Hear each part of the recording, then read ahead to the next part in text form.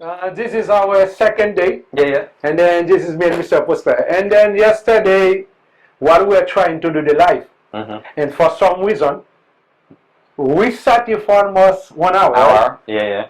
And we were so engaged, talking to introduce how we are going to do the math class in Creole and English. And then, for some reason, when we done talking and then we put the camera away and everything, so when we went to the live feed and we found that there was no sound.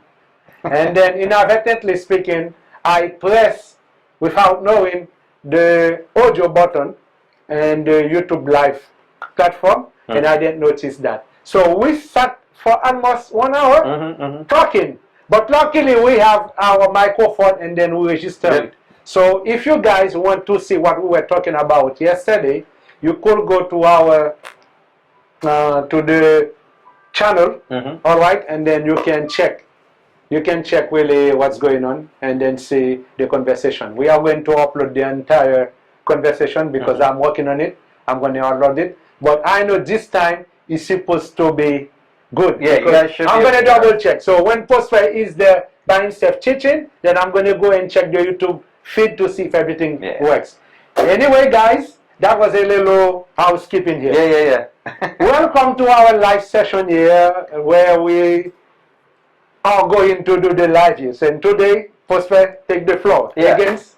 So, right, as Mr. Pond said, yesterday, you would have heard in our videos that we want to start with pre-algebra.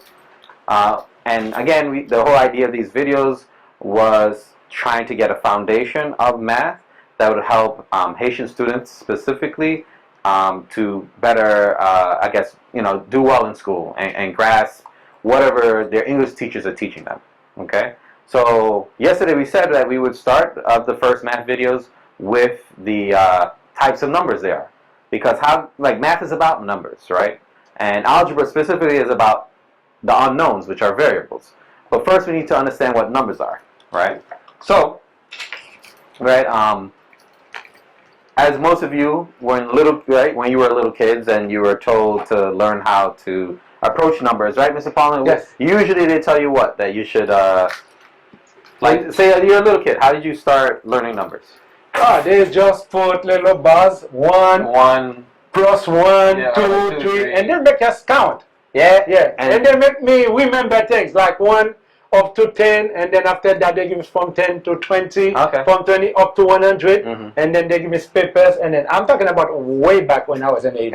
I know. And then I see that's the same process that we do. Yeah, exactly. I think everyone all over the world, this is how they approach numbers. But Mr. Paul just said it. We would count these, right, Mr. Paulin? These are called the counting numbers. And then I guess a more formal way to say that is the natural numbers. Right? This just means, right, I guess throughout the world, in history, when human beings are trying to find a way to talk about the many things they see around, they naturally came up with this way of talking about, I see one thing, I see two things, I see three things, I see four things, I see five things, right? So you start with the natural numbers, the counting numbers, right? And that's the beginning of numbers. But then, in ancient India, many people don't know this, but in ancient India, they came up with a very important number.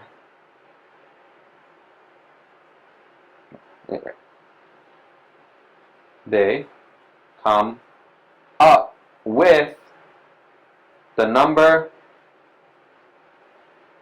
0. Right? Do you guys write it like this in Haiti? Like this? Yeah, 0, but I don't know. I never knew that they were putting this like that. Yeah, I see some people write it this way. I write it like this way, but just to let you guys know, it's 0. Okay. This is an extremely important number. It's actually my favorite number. With 0, now you can come up with right, you can have debt. And the reason why you need debt is now you can have finance. Also, all like us, when we're talking about computers and over the internet, the computers and computer technology works with, right, works with zeros and 1. So like 0 is an extremely important number. But because we add 0 in here, right? Right? Mm-hmm. We now have something called the whole numbers. Right? Whole numbers, yeah. So first we had the counting numbers. If you want, I'll put like maybe like a chart. chart, right? I should do a chart like that. Uh-huh. Like is there space over here? Yeah, I think there's space, yeah. So like you're going to do a chart, yeah. Mm-hmm. In here we have natural, right? Numbers. And then we just added to that 0, and then it became the whole numbers. Everyone see that? Mm-hmm. And that's why 0 is so special, because in ancient India they had a way, like, can you imagine thinking of naming, making a quantity of nothing? Because that, right? It's like kind of contradictory. How do you have a quantity of nothing? What do you mean? It's Exactly. a bunch of nothing. Exactly. So that means a bunch of zeros. But not even just a bunch of zeros, but they were smart enough to be like, the only way to deal with a bunch of nothing, we have to give it some symbol. We have to give it something. Okay. Yeah, and that thing is 0. Okay. Other people didn't really come up to that point, and then over time, as people were trading throughout Asia, Africa, and Europe, then people realized this is very helpful to have 0, because if you have 0, now I can have on the other side of 0 is what? That's the negative side. Yeah, and then now That's with the negative numbers, right? Mm-hmm. Now we're into integers. Okay. Right? Mm-hmm. And this is very important, right? Now we have negative numbers, and that's even more important for like debt, right? And finance. You need negative numbers. Because if you don't have this, there's no way you can have debt. Correct. Because debt, it is something that you own. Oh. It is a minus from your pocket. Correct. Okay. Correct. So in order for this to be actually valid, there has to be the opposite side of positive. Exactly. Okay, good. Exactly. And then the way to look at integers, right? I just tell people just look at it as like the temperature. We always now with integers, without integers, we wouldn't be able to say, oh, it's negative 10 degrees Celsius, or it's negative 5 degrees Celsius. But for some kids, right, they're like, what do they mean by integers? Just think of all the numbers you use, right, when you're talking about the temperature, right? And I mean, I'm talking about on your phone, and you're looking looking at the news. It's always this kind of numbers, right? So these are negative and positive whole numbers. That's what integers are, right? Negative and positive whole numbers, right? And the whole numbers were just what? 0 and all the positive numbers. And what were the natural numbers? Well, that was just the counting numbers. 1, 2, 3, 4, 5, 6, 7, 8, 9, and so forth.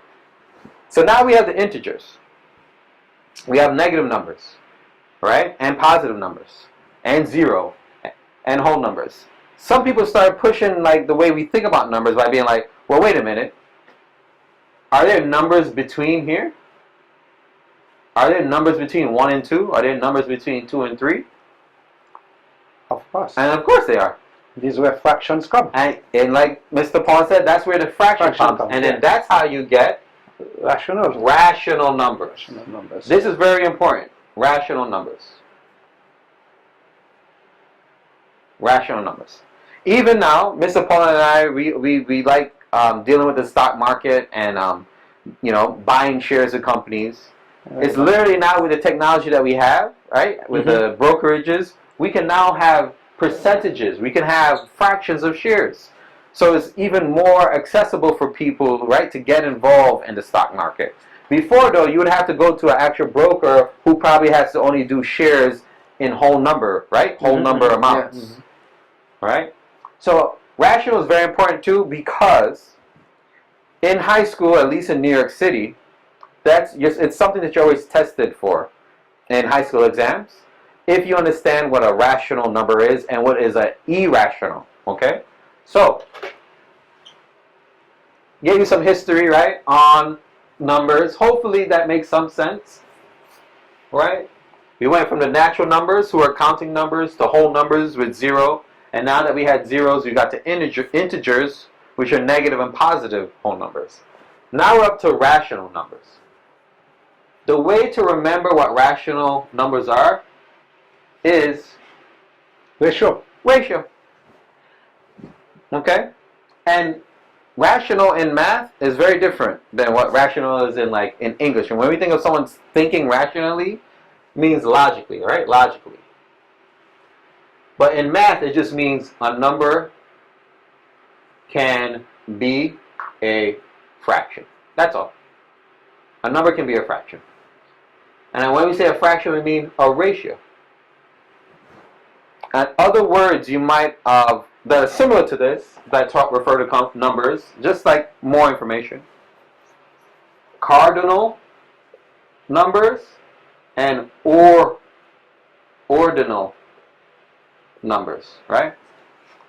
We basically talked about cardinal numbers earlier because this is just count, right? You're just counting things. Counting, right? Numbers, right? And ordinal will be like first, second, third, right? So this is kind of similar. There's one thing, there's two things, there's three things. But no, this is ordinal, as in the order. I only bring up these words so that you can realize there's some logic, right? We talked about in the previous video. We talked about the logic of the language itself when we use it in math. Cardinals is like counting cards. One thing, two, three.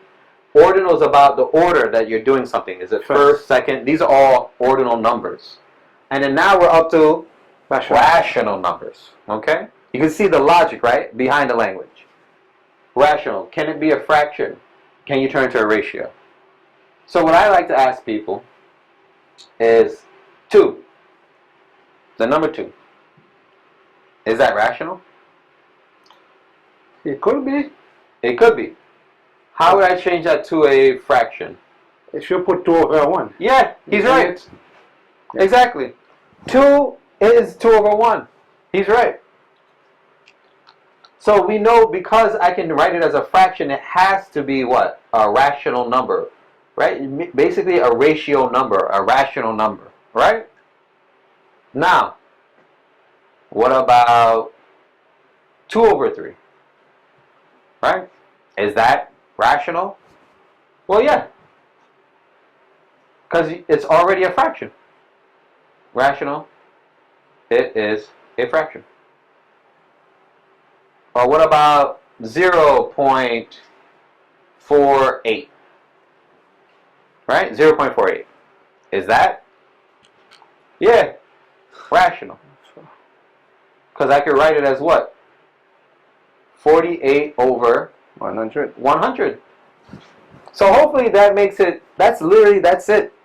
This is very, I can tell from my experience as a high school teacher, this is a concept that can be elusive for some kids, where they don't understand that all it's asking you is, if you put numbers together, can you write it as a fraction or not? That's all. So then, I'll make it more complicated, I guess, or push it further, so you'll see what will probably pop up on a high school exam. They'll ask you something like this. It's okay if you've never seen this before, but it just means, what is the square root of 4? Okay? Again, we're doing pre-algebra, and so don't worry if this is the first time seeing this, is fine. This just means, is there a number times itself that gives you 4? Right? And what's the square root of 4, Pauline, again? It's 2. 2. Right? Meaning 2 times 2 gives you 4. And so I'm asking, is square root of 4 rational? Well, if it equals 2, and 2 is the same thing as what? Over 1. Then we know square root of 4 is rational. Rational. Right? And the reason why I bring in the square root is because this is how we get to the next type of number. Which is the opposite of rational. The opposite of rational. Square root of 3. Can I do square root of 3?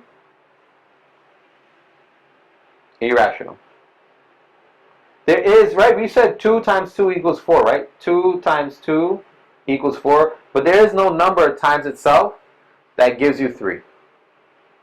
So now we've gotten to the next level, which is irrational numbers. And I can't put even a rational in here. I have to put it outside of it. The box, yeah.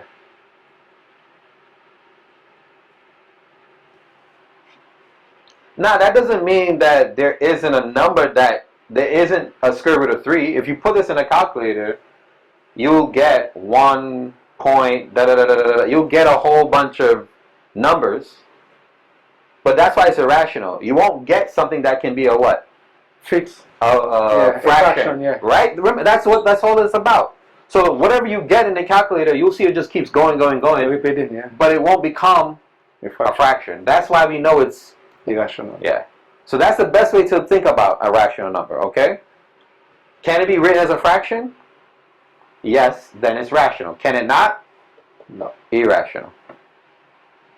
Right? And then the last, as in how do we talk about all these numbers that we just discussed? We discussed natural numbers or counting numbers.